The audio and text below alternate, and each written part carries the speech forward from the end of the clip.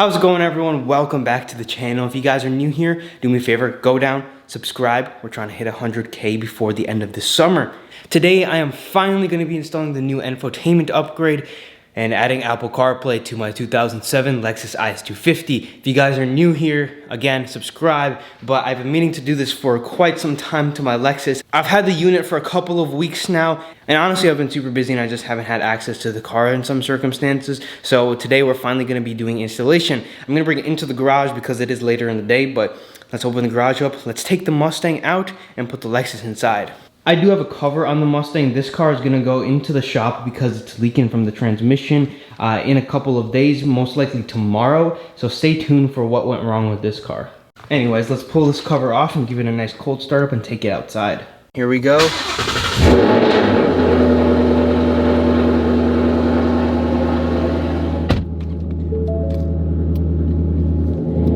This car is always brutal on the cold startup, so let's just roll it ever so gently out of the garage and put the Lexus in. So here's the screen that I want to change out. It's very basic, just, you know, it's a 2007, so all the information on here and all the looks and everything's dated and old, and it needs an update. Plus, Apple CarPlay would be really helpful because the navigation isn't really the best. So this current screen only has Bluetooth to pick up phone calls, I believe. The new screen is gonna allow me to play music from my phone and also be connected a lot easier, because it's honestly super hard to connect your phone to Bluetooth and you gotta sit here, it's all complicated. This new screen should make everything easier. Let's pull it inside and see what we can do though.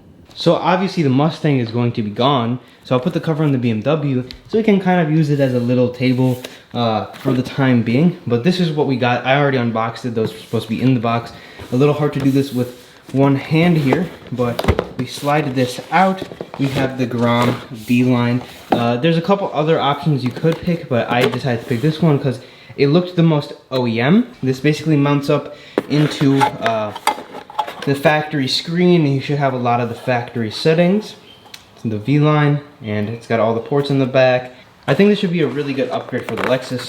Of course, the installation manuals were sitting on top of this, and then underneath, and then we got some cords and stuff that we're gonna need for mounting up the system to the screen. So if you guys are looking to do this to your Lexus, I hope I can kind of help you navigate your way through this a little bit. Let's take a look. I'm gonna read through this a little bit and kind of see what the first steps are, and then do to the Lexus. I'm sure the first step is going to be taking the battery out and making sure there's no power to the car. Alright, so basically the first steps, I have all the tools here, but we have to take all of this apart in order to get access to the screen. And so we start off basically by taking the shift knob off. We take the shift knob completely, just rotate it to the left, and this should come out just like that.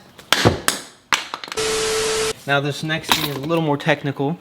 So I have a metal pry tool. You probably shouldn't have a metal one because it's most likely going to damage your car. I'm going to ever so carefully kind of pry these two things off in order to get access to the center here. Alright, so it should be pretty easy to take out, just like that. Unfortunately, I did scratch this a little bit, I think, but not the biggest deal in the world. So now we've kind of started to take this whole thing apart now. So now again, this center console here should basically pry out. Again, I wouldn't use a metal one. Unfortunately, that's all I have right now. If you can go buy yourself some plastic pry tools, I would definitely do that. Otherwise, if you have a metal one, I would just be a little careful and pry this up and out. So now you've got these two little wires here. This should clip out like this, and then this one should clip out as well. We got coins falling out of the center here. I'd recommend taking those out, but there should be another clip here, and this should also slide out. Just like that, this whole center console just comes out, and we can set this to the side for now. So next step, there's two screws right here. There's one right here, and one right here, and I believe then this should slide out. Alright, so I've got both the screws out now, and I think this should just slide out like this. And then there's also going to be a cord attached to this one right here. There should be a release on this somewhere. Can't really see it. There we go. So one thing I'm going to do is just put these screws back in there so I don't forget. We'll move on to the next step. So the next thing, there's like 4 little pins here. It's a little hard to see. It's like right there. You can kind of make it out on camera. There's a little hole there. There's 4 of them. There's one on the side, one there, and then 2 on this side. You push all of those in and this should slide out. So we got 1, 2, and then there's one here, and then there's one here. Anyways, this should come out after these 4 pins. I'm gonna play around with this and get it up.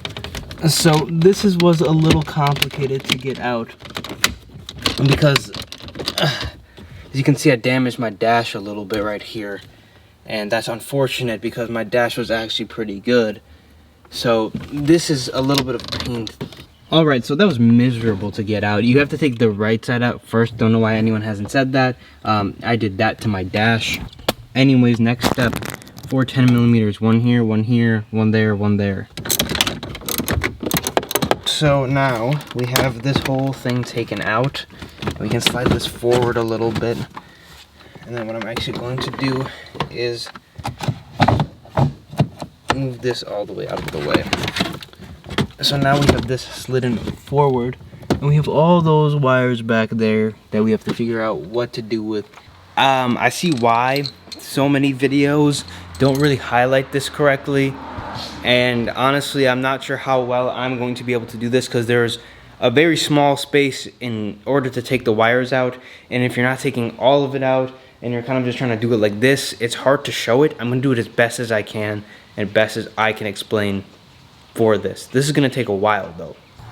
Probably should have done this a step earlier, but what I'm going to do is disconnect the battery because that's what it does say to do in step 1, and I don't know why no one did it in any of the videos, but I'm going to disconnect the negative terminal. So it looks like there's only 2 ports other than like all the camera stuff that's here. So what I think is I need to figure out where these 2 go and these 2 go, and I think that's pretty much it.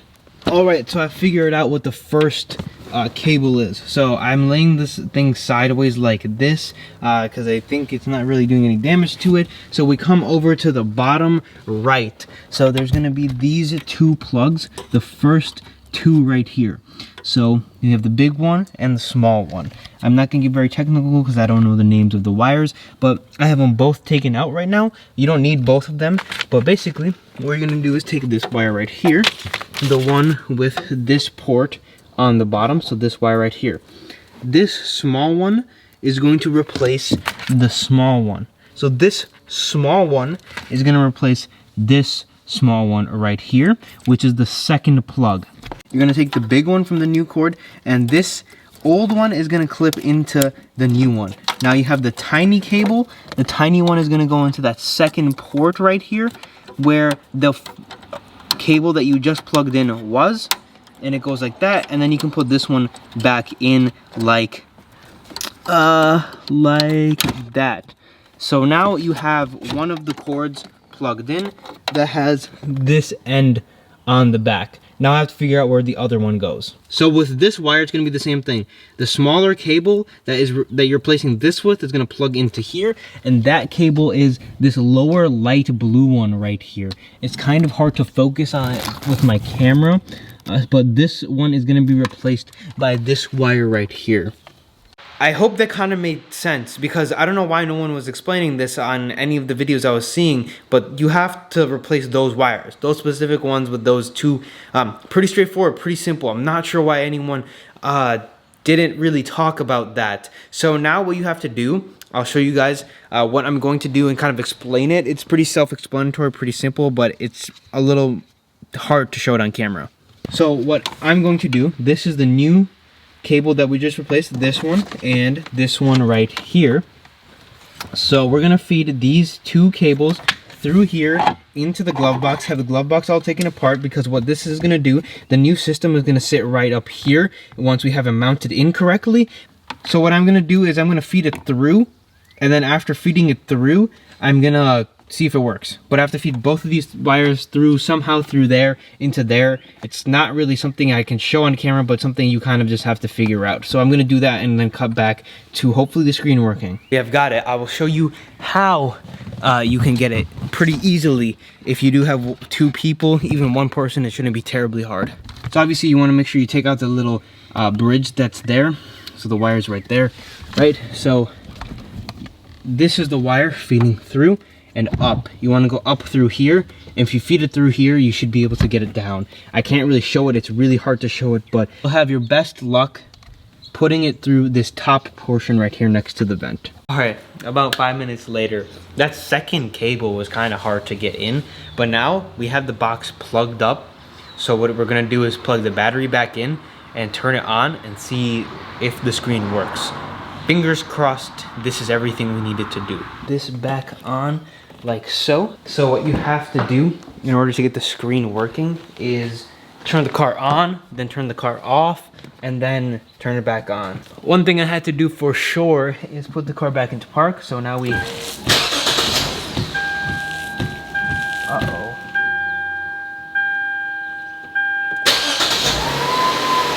turn the car on, okay. We have power. Turn it back off, and then turn it back on.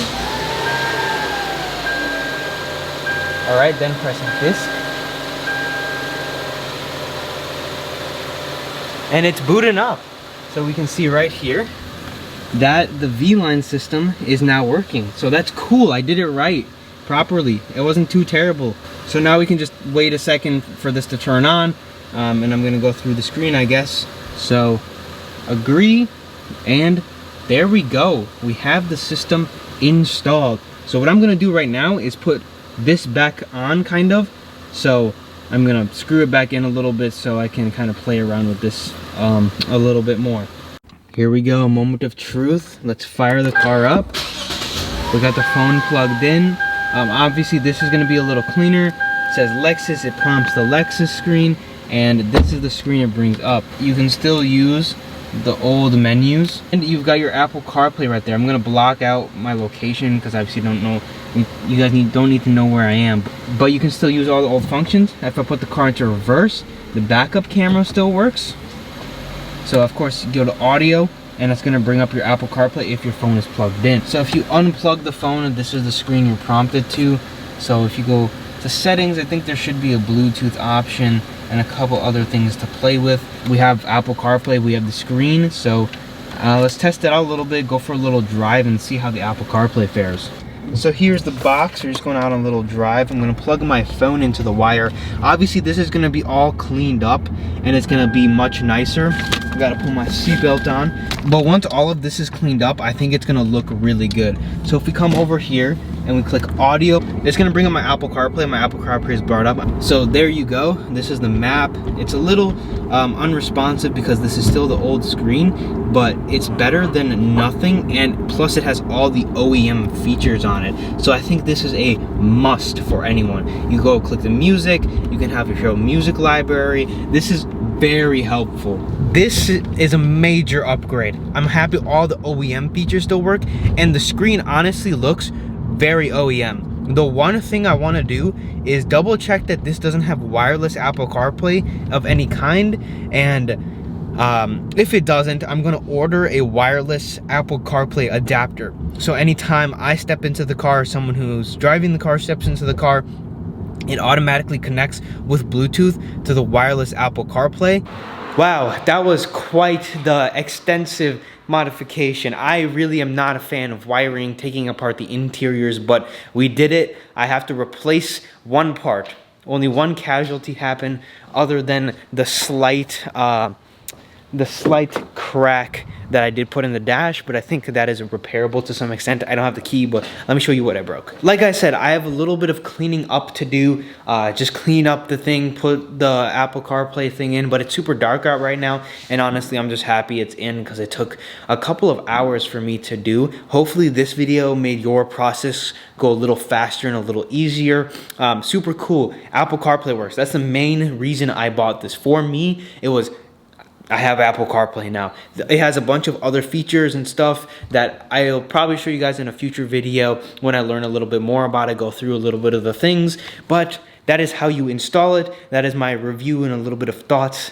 Everything OEM works, and backup camera works, and I have Bluetooth that works with my phone and audio, and now I have Apple CarPlay, so I'm very thankful for that. A little bit of a struggle. I guess I'll show you what I broke, because that's what I was talking about a second ago before I got distracted. So all of this is going to be needing to be cleaned up. It looks pretty tidy right now. This vent, unfortunately, you guys are seeing this is sticking out a little bit. I was having problems taking this out, and it seems like I did unfortunately damage it a little bit. So I'll try to find a way to put this back in and fix it. but I don't know. This box right here, have to find a place for the OEM manuals to go back into. I think this box will be able to tuck into here, and I'll be able to make a bracket for this to kind of hide in there. So in the future videos of the Lexus, you guys will see all of that go down. So make sure you leave a like, subscribe for those, and stay up to date with all the Lexus videos. So we have these, which are for mounting thing. I believe this is just an USB extender, which is cool. And then this is a microphone that we're gonna put somewhere. Gotta find a way to mount and reroute these two wires. So that'll be cool. I'm gonna clean up all the tools and everything, put the Mustang back in the garage. But if you did enjoy this video, please do me a huge favor. Go down and subscribe to the channel. We're trying to hit 100,000 subscribers by the end of summer. I've said that probably 100 times, and I'm gonna say it probably 1,000 more times until we hit it. We're uploading daily and you don't wanna miss a video, so make sure you subscribe, leave a like in this video. That's all I have for this one, and I'll see you guys in the next video.